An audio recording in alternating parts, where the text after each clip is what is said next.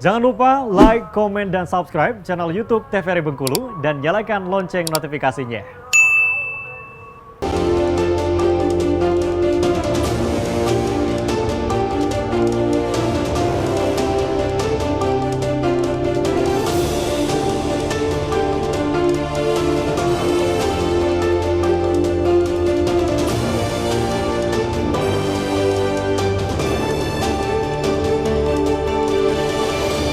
Terima kasih pemirsa TVRI Bengkulu, Anda kembali menyaksikan Berendo, masih bersama saya Friko Zuhri tentunya dalam tema kali ini, tertib administrasi kependudukan.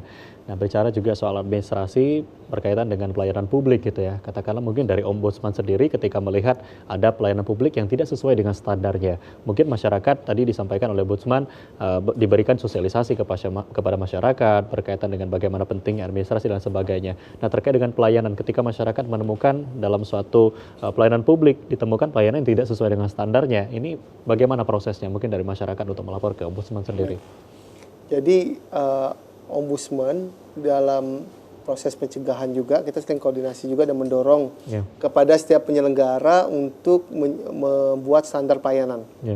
Misalnya KTP itu syaratnya apa, jangka waktunya apa gitu ya, SOP-nya seperti apa, KK dan seterusnya. Bagi masyarakat yang ketika melakukan pelayanan merasa tidak sesuai dengan standar pelayanannya, sebenarnya bisa komplain juga ke instansinya. Kita juga mendorong Dukcapil punya pejabat pengelola pengaduan. Jadi masyarakat itu bisa juga melapor langsung ke Dukcapilnya. Kita mendorong juga di amanat Undang-Undang 25/2009 tentang pelayanan publik ada pejabat pengelola pengaduan, ada sarana pengelola pengaduan.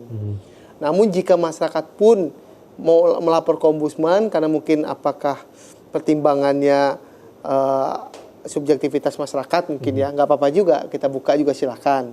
Kita bisa datang ke Ombudsman langsung atau kita punya WA pengaduan, Mas Riko, di 0811 97 237 37. Jadi WA saja. Jadi kita bisa buka melalui WA ataupun datang ke kantor kita di kilometer 8 di Jalan Gedang. Untuk bisa konsultasi ataupun bisa melapor. Dan salah satu amanat Undang-Undang 37/2008 tentang Ombudsman, ya Ombudsman wajib menindaklanjuti jika memenuhi syarat formil atau materialnya. Nanti kita setelah ada laporan dari masyarakat, kita akan klarifikasi ke terlapor. Misalnya, oh ternyata ada pelayanan Dukcapil, ini Dukcapil mana saja ya, misalnya di kota maupun kabupaten misalnya. Kita akan klarifikasi ke pihak Dukcapilnya. Nanti kita minta keterangannya mengapa dan nanti kita lihat oh ternyata misalnya ditemukan maladministrasi, oh ternyata ini loh masalah temuannya dan kita kasih ini loh solusinya. Jadi karena pendekatan masyarakat kan sebenarnya masyarakat itu pendekatannya permasalahan layanannya itu selesai sebenarnya kan. Kalau masalahnya kakak ya kakaknya selesai. Akta kelahiran ya akta kelahirannya selesai. Jadi dari situ kita akan lihat oh berarti solusinya ini. Dan pengalaman kita selama ini di Capil, segala sesuatu itu biasanya ada solusinya. Ada solusinya. Dan Capil juga kan dia ada berjenjang juga. Misalnya berkaitan dengan NIK yang mungkin ini berkaitan dengan sistem, kan bisa bisa langsung ke Dirjen Dukcapil nanti kan. Dan biasanya ada solusinya. Nah, untuk masyarakat sendiri katakanlah tadi pelapor gitu ya, melakukan laporan untuk terlapor sendiri katakanlah Dukcapil dan lain sebagainya. Untuk pelapor sendiri dari Ombudsman apakah ada pelindungan gitu ya bagi pelapor gitu untuk perlindungan diri lah atau seperti apa? Dalam konteks melindungi ada dua hal sebenarnya Mas Riko. Kalau dari segi lapornya umum ya maksudnya. Misal umum itu kita di amanat Undang-Undang 37/2008 tentang Ombudsman itu kita punya kewenangan untuk merahasiakan data pelapor. Nah ini yang perlu masyarakat tahu juga. Karena ada masyarakat kadang melapor, ini takut ini nanti. Selama, tapi gini Mas Riko catatannya, selama pelayanannya itu tidak butuh identitas khusus langsung. Kalau berurusan ke Capil kan susah kita merahasiakan. Karena sudah identitas. Gitu. Iya, karena ini berurusan dengan kakak. Masa kita, Pak Widodo, Mas Hendra, ini datanya atas nama siapa? Oh, rahasia Pak Widodo. Nah, susah gitu kan. Biasanya ini yang kebanyakan kita ini misalnya tentang pelayanan di sekolah misalnya kan, karena wali murid. Ataupun pelayanan administrasi kepegawaian. Misalnya pegawai ini kan minta dirahasiakan misalnya. Itu boleh. Yang kedua, dari segi pelayanan.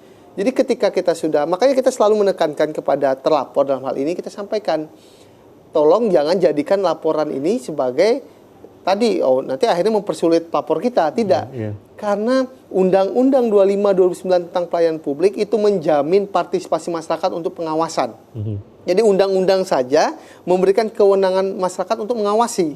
Jadi di Undang-Undang Pelayanan Publik itu yang menarik, yang mengawasi itu bukan hanya ombudsman, DPR, masyarakat. Masyarakat juga Berarti kan menjadi masyarakat pengawas juga partisipatif. Pengawas. Jadi mereka juga berhak melapor.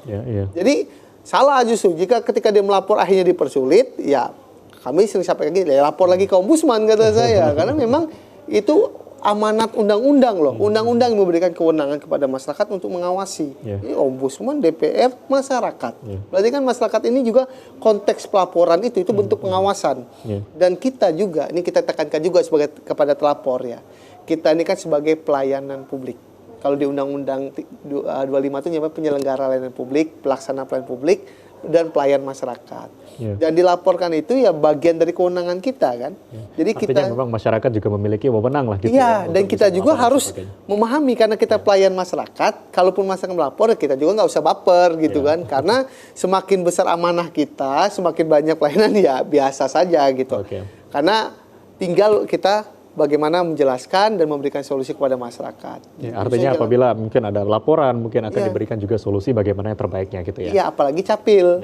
Kenapa? Karena capil ini pintu pelayanan gitu. Mungkin ke Pak Widodo juga nih, kalau kita bicara juga soal administrasi, karena memang sebentar lagi nih salah satu tadi ada PNS gitu ya, mungkin ada juga yang PPDB ini sebenarnya. PPDB, pemilu, anak-anak sekolah yang bakal masuk sekolah. Nah PPDB mungkin di Bengkulu sendiri kan kalau kita melihat sekarang ini zonasi gitu ya. Nah ini satu menjadi satu permasalahan juga yang banyak dimasalahkan oleh masyarakat Bengkulu yang seringkali ada perubahan data penduduk. Ini seperti apa nih mungkin dari Pak Widodo?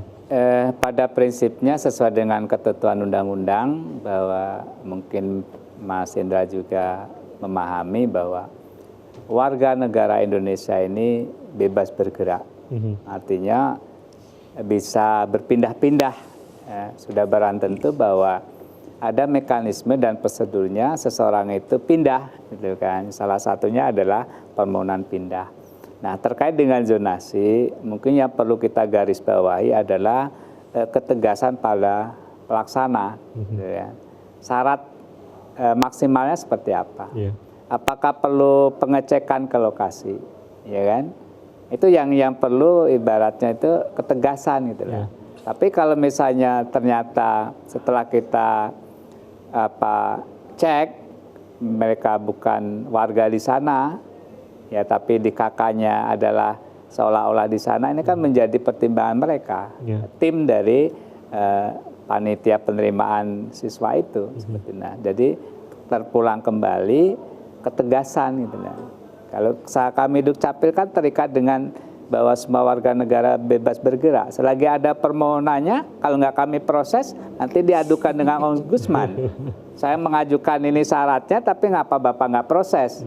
Walaupun tak secara kasat mata itu tujuannya adalah untuk zonasi.